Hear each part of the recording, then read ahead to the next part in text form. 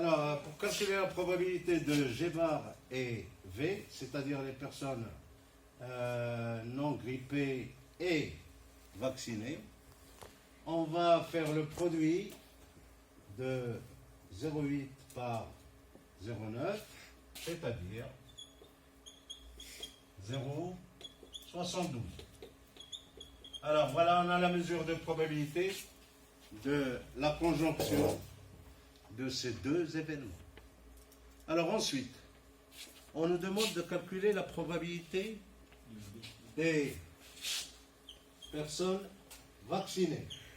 Alors, en suivant tous les chemins de l'arbre, on a une issue ici de personnes vaccinées, ainsi qu'une deuxième issue de personnes vaccinées.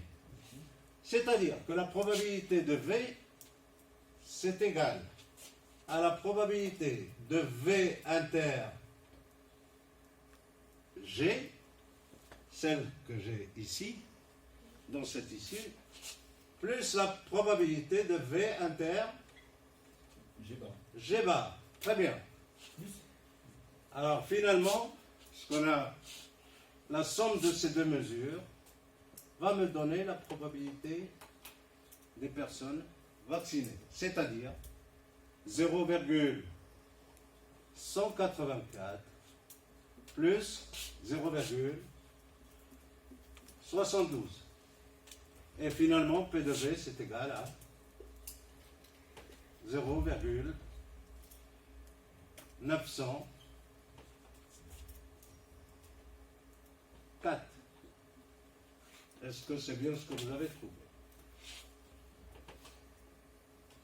Alors, ensuite, je vous ai proposé tout à l'heure l'utilisation d'un tableau.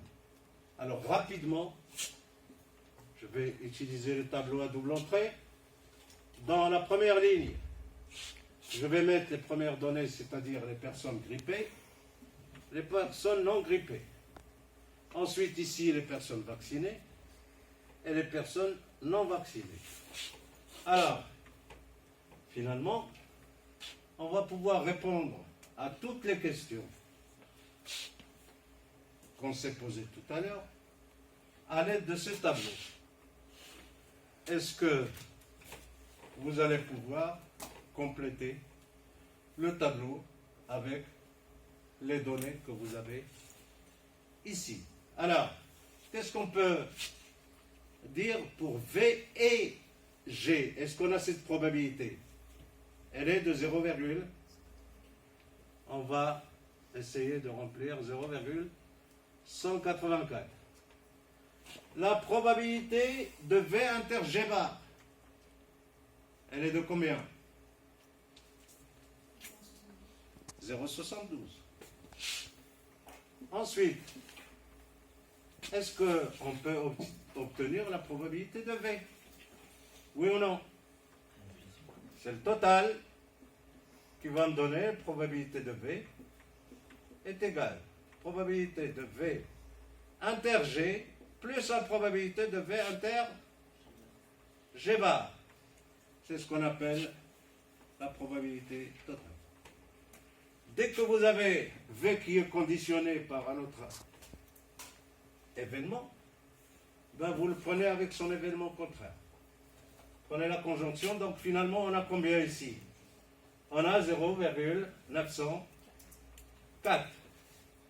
Alors si je voulais demander à un élève de première de me donner cette valeur en pourcentage, que répondrait l'élève de première?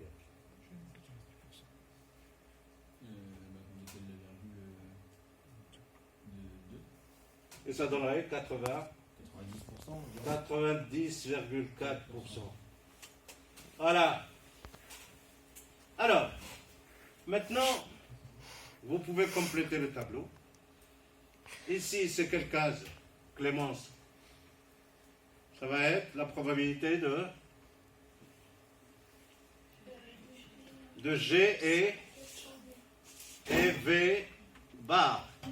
Là, la probabilité de G bar et de V bar.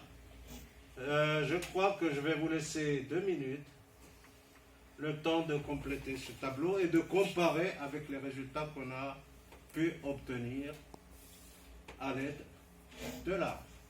Ensuite, on va poser une question qui va utiliser ce qu'on appelle un arbre inversé. Et la question aura sa réponse dans ce tableau. Allez-y.